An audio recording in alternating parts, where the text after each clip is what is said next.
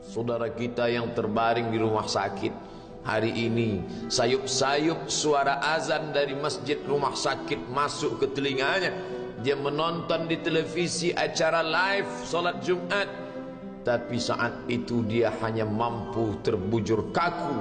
Ruhnya masih ada dalam jasad. Anaknya tidak bisa berada di sampingnya karena security tidak mengizinkan keluarga berada di dalam ruang ICU. Dia duduk di dalam.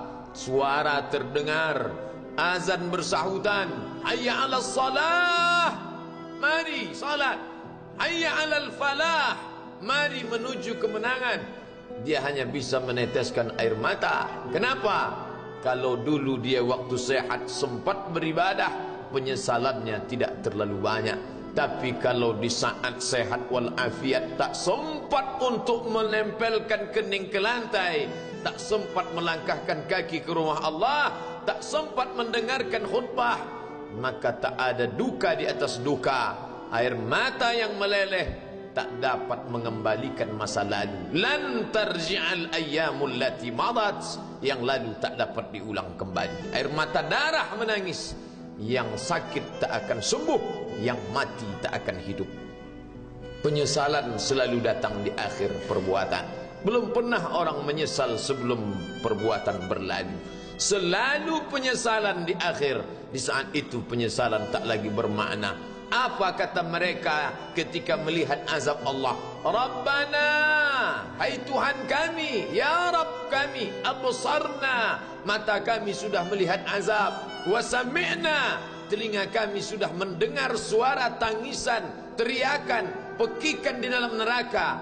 Farji'na, kembalikan kami lagi ke dunia, na'mal salihah, kami ingin beramal saleh, inna muqinun, kami yakin seyakin-yakinnya. Tapi saat itu penyesalan tak lagi bermakna, karena dunia tak mungkin utuh semula, karena sudah menjadi sunnatullah yang lampau tak akan kembali. Idza sama'un fatarat, langit terbelah, wa idzal kawakibun tasarat, planet-planet bertabrakan, wa idzal biharu fujirat, lautan diledakkan, diletupkan, wa idzal quburu bu'asirat, semua yang dikubur dibangkitkan. Alimat nafsum ma qaddamat wa akharat, disitulah orang baru sadar apa yang dulu pernah aku lakukan. Wa qadimna ila ma amilu min amalin, semua amal mereka kami tunjukkan, kami datangkan. Ini amalmu, ini infakmu, ini wakafmu, ini sedekahmu, ini salawatmu, ini bacaan Qur'anmu, ini zikirmu. Tersenyum mata melihat amal. Faman ya'mal mithqala dzarratin khairan yarah. Tapi jangan lupa, apakah yang dosa-dosa itu dilupakan begitu saja? Yang buruk pun akan nampak juga.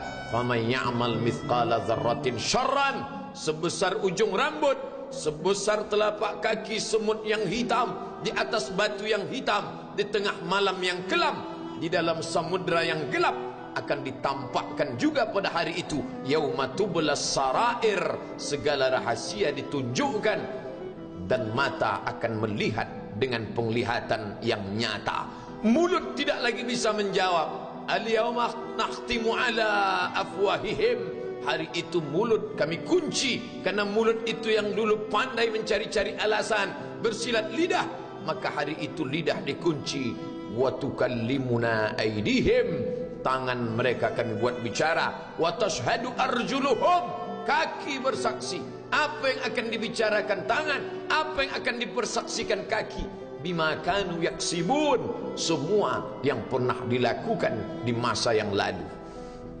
Berapa atasanmu sanggup memberi gaji sehingga begitu enteng kau tinggalkan solatmu? Apa yang dijanjikan istrimu sehingga begitu enteng kau berikan yang haram? Hanya rayuan sesaat, padahal dia pun akan meninggalkanmu sebelum masa tua tiba. Apa yang dijanjikan anak-anakmu? Ayah, kami akan menjagamu di hari tuamu nanti, maka berikan kami yang kami inginkan. Belikan kami rumah yang besar, belikan kami kendaraan yang mewah. Nanti setelah hari tua kami akan menjagamu, kata mereka. Tapi setelah kita tua, dosa-dosa begitu banyak terkumpul, mereka pun meninggalkan kita di panti jompo yang penuh dengan kesunyian, hening, sepi. Suara cucu tak terdengar menangis, karena mereka pun malu mengakui kita sebagai orang tua. Suapkanlah yang haram ke mulut mereka, berikanlah yang batil ke dalam perut mereka. Itu hanya akan menjadi azab di dunia sebelum hari kiamat tiba. Ish ma syi'ta, hiduplah sesuka hatimu. Ish ma syi'ta, apa yang mau kau makan, makanlah. Apa yang akan kau bekerjakan, kerjakanlah. Fa innaka mayyit, tapi ingat, kau akan menjadi mayat, kau akan mati. Semua akan diminta pertanggungjawaban di hadapan Allah Subhanahu wa ta'ala.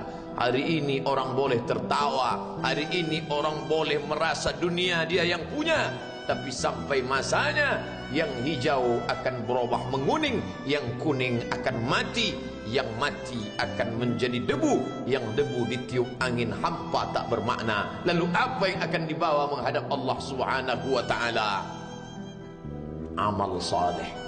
Kalau pernahlah mulut itu membaca sepotong dua potong ayat sebelum berangkat bekerja, kalau sempatlah masuk ke kamar mandi mengambil air wudhu, solat sunat duha sebelum berangkat bekerja, kalau sempatlah ketika duduk dalam suasana santai membuka iPad lalu dibuka Quran digital sambil melihat beberapa ayat merenungkan maknanya, mengingat mati, kalau sempatlah mulut mengucapkan subhanallah wa bihamdihi subhanallahil azim, kalau sempatlah anak istri dibawa ke masjid iktikaf mendengarkan pengajian, kalau sempatlah beberapa persen dari pendapatan itu dilimpahkan ke rumah anak yatim panti jompo masjid, kalau sempatlah beberapa meter tanah dibeli untuk pembebasan mendirikan rumah Allah, kalau sempat memberikan beberapa karpet untuk rumah yang selalu ditinggalkan, kalau sempatlah membelikan beberapa kilo beras untuk yatim piatu dan panti jompo,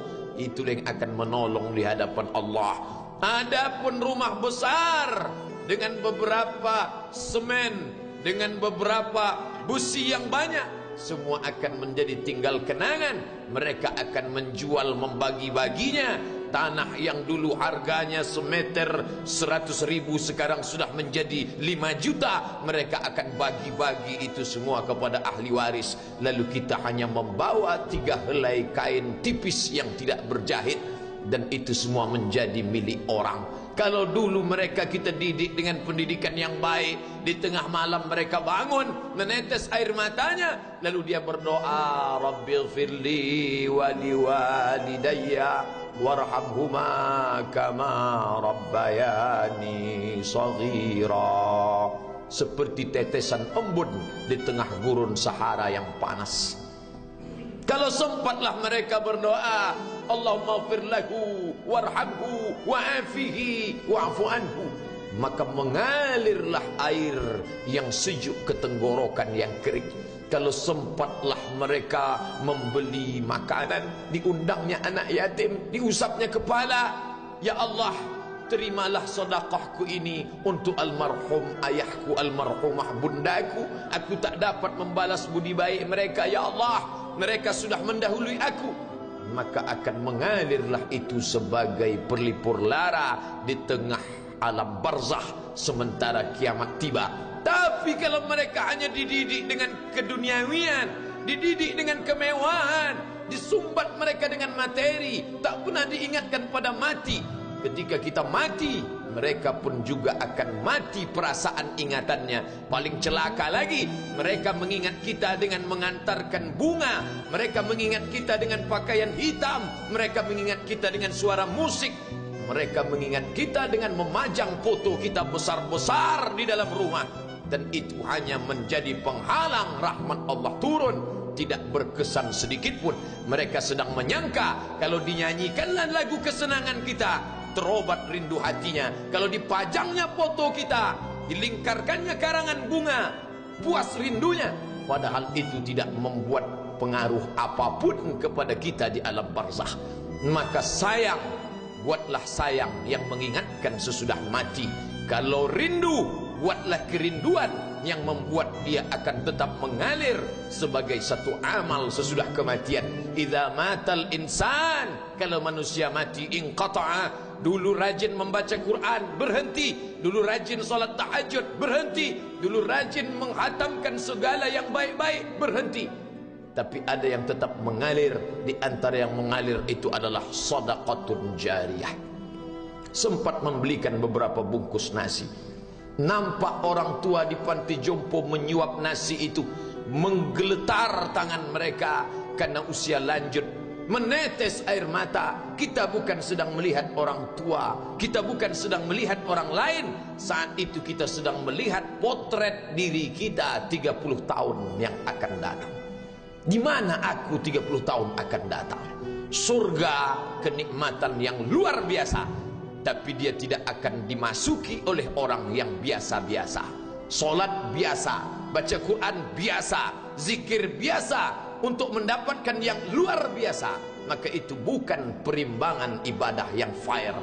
Hanya dengan solat wajib biasa, hanya dengan baca Quran biasa, hanya dengan zikir biasa, hanya dengan sedekah biasa, berharap akan masuk ke dalam surga yang luar biasa, maka sungguh bukan suatu perimbangan perniagaan yang seimbang antara makhluk dengan Khalik Allah Subhanahu wa ta'ala.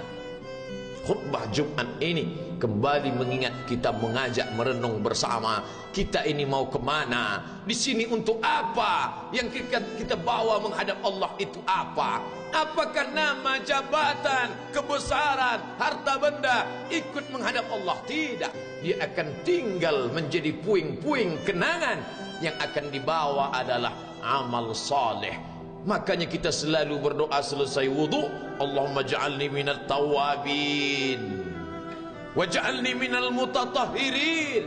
Ditutup dengan waj'alni min ibadikas salihin.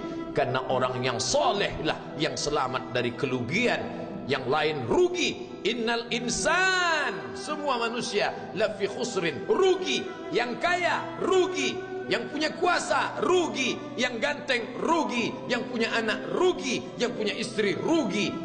Tapi ada yang beruntung, illallazina amanu, kecuali yang beriman, wa amilus salihati, dan beramal saleh. Itulah orang yang beruntung, karena dia akan hidup dalam kehidupan yang kekal abadi, membawa iman dan amal salehnya. Kalau sampai hari ini masih bersemayam di dalam diri kita, mari kita jaga.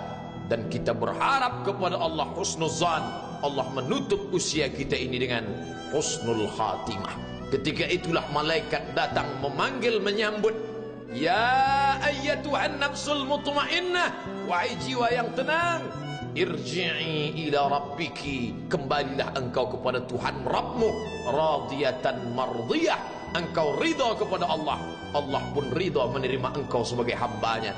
Fadkhuli fi ibadi, masuklah engkau ke dalam golongan hambaku. Wadkhuli jannati, masuklah engkau ke dalam surgaku. Saat itu ruh keluar dari badan seperti tetesan air di hujung daun yang lembut menetes.